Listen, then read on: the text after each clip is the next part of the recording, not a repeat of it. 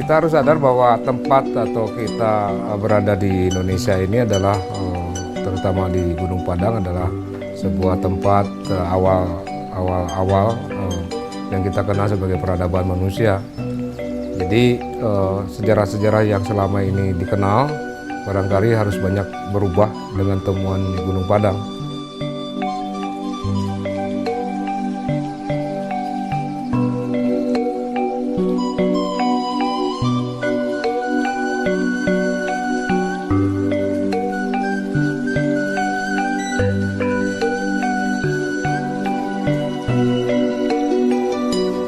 Mengambil satu posisi keputusan dan insya Allah menjadi kebijakan untuk penelitian dan nantinya pemugaran situs Gunung Padang ini kita laksanakan secara tuntas.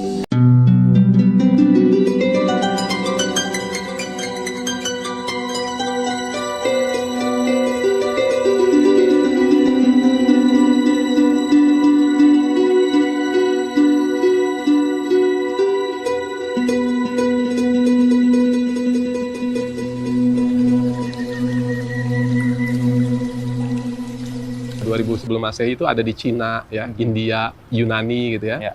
Tuaan sedikit itu Mesir ya 3000 ya. Terus lebih tuaan lagi sedikit 3000 sebelum Masehi ya, lebih tuaan lagi sedikit Mesopotamia 4000 sebelum Masehi. Nah, sebenarnya ada yang namanya kebudayaan-kebudayaan misalnya Jericho ya. Ini sedikit lagi lebih tua nih yang di Gunung Padang nih, 14.000 nih. Tahun gitu. yang lalu sebelum Masehi. Iya, sebelum Masehi ya, lebih tua dari mereka dan bangunannya lebih monumental. Nah, itu yang bikin kita bingung.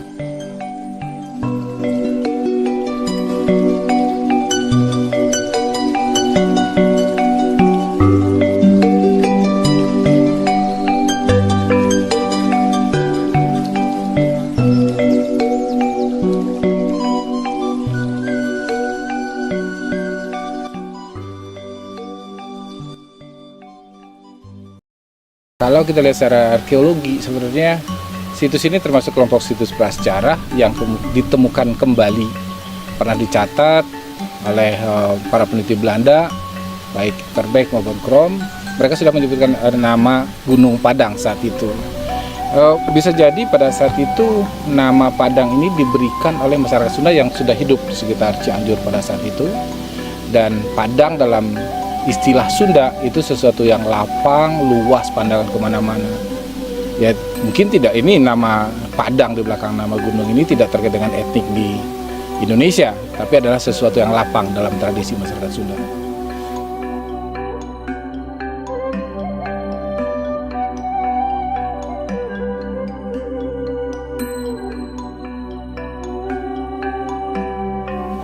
Kalau kita lihat lingkungan situs Gunung Padang, ini dilingkungi oleh bukit gunung disebut dalam istilah Tatar Sunda. Di sebelah selatan ada Pasir Empet, itu juga satu tinggian geologinya.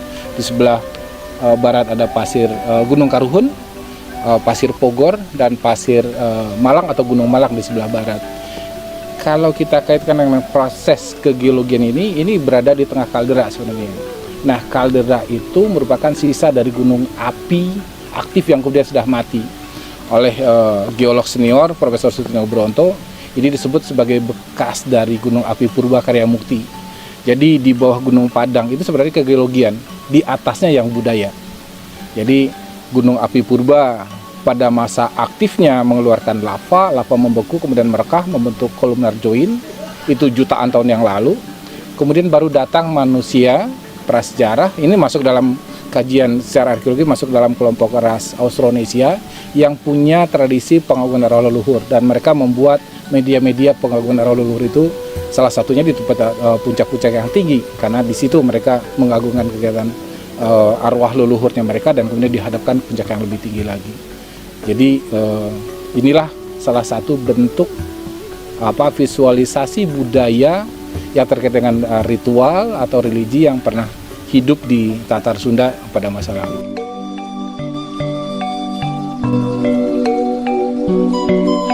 Ini seperti bentuk piramida dia, dan bukitnya minta ampun.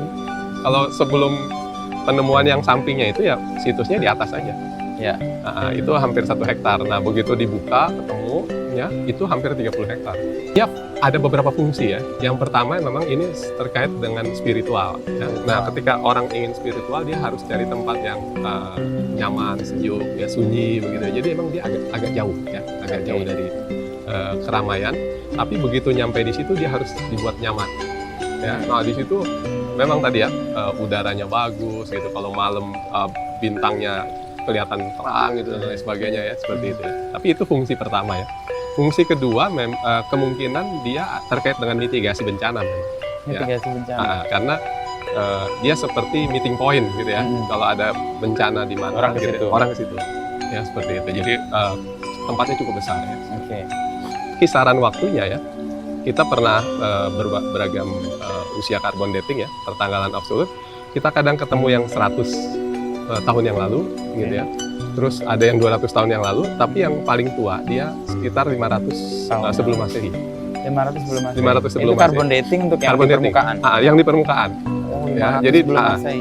jadi ketika orang misalnya bilang, "Ya Mas, kayaknya dipakai oleh kerajaan Siliwangi," ya mungkin aja karena dia kelihatan di permukaan ya. Ternyata begitu cuma ekskavasi 30 cm tanah. Ketemu tanah. Nah, tapi begitu masuk ke 1 meter gitu ya, ketemu batu lagi.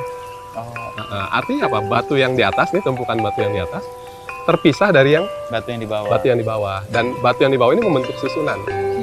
Nah, selain membentuk susunan, dia juga kita ketemu arang-arang ya, sisa-sisa arang, terus ada sisa-sisa logam. Nah, itu di arkeologi kita sebutnya artefak. Jadi ada asosiasi ya,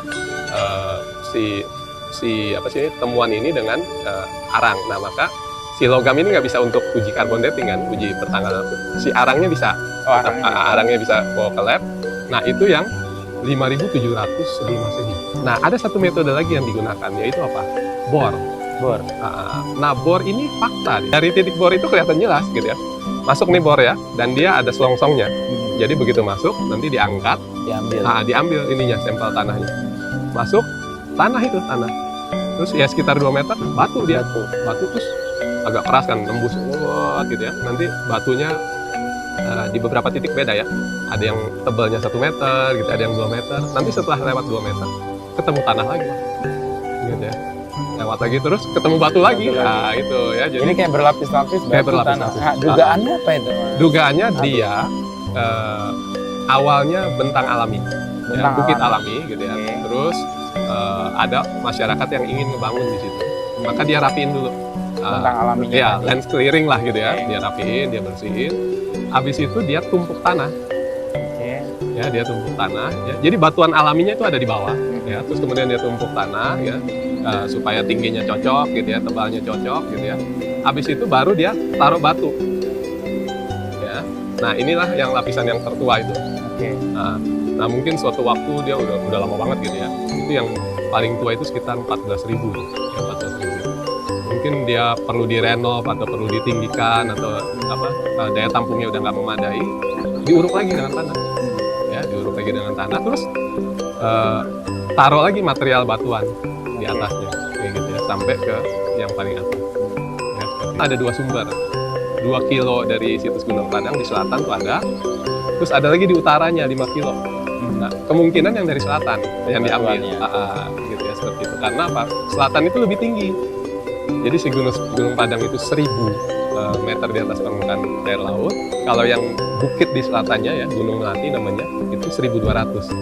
Jadi kalau ngambil dari situ ya Lebih mudah. lebih ya? mudah Karena ya. turun ya. Karena turun ya. Kalau yang 5 kilo sumbernya ada tapi Itu dia rendah. pada lembah. Oh. Naik lagi ya. Begitu nyampe ke kedalaman 8 meter gitu ya. Dituangin air ya pakai selang, itu airnya yang dari tong itu habis semua Mas, masuk ke dalam. Oh, kesedot. Kesedot. Sampai habis tong itu isi air itu 32 meter kubik, 32.000. Ya, 32.000 Ternyata liter. di bawah ada rongga. Nah, itu ya, dan itu di hasil geofisika udah terdeteksi adanya rongga-rongga itu gitu ya. Nah, terus sekarang si air memenuhi salah satu rongga itu. Di situs Gunung Padang, di antara batu dengan batu itu kita temukan material. Setelah kita cek ke bawah ke laboratorium, dia bukan pelapukan dari batuan ini. Ada material lain ya, terus kemudian dibikin kayak adonan gitu ya, ditaruhlah ya. Katakanlah paling sederhananya adalah ketika kita naruh batu ya, terus supaya mudah meluncurkannya, kita kasih lapisan. Biar licin ya. Biar licin ya, itu minimal banget gitu ya. Tapi yang kemungkinan yang kedua adalah karena kita lihat ada juga yang dia nyusunnya begini ke atas. Nah, ya di teras 2 masih kelihatan. Jadi dia fungsinya lebih ke perekat. Itu unik gitu ya, karena si campuran materialnya itu ya ada mineral besi gitu ya, ada mineral silika gitu ya, yang kalau digabung-gabung itu seperti lem memang. Dan pernah juga ketika kita riset ya, kita ketemu lapisan itu ya, terus kemudian hujan gitu ya. Ya mau nggak mau kita minggir dulu ya. Begitu balik itu kotak galinya tergenang. Jadi dia nggak bisa nembus, nggak bisa tembus gitu. Bisa saja penelitian yang saya lakukan, yang kami lakukan salah, tapi untuk membuktikan salah itu Anda harus melakukan riset serupa.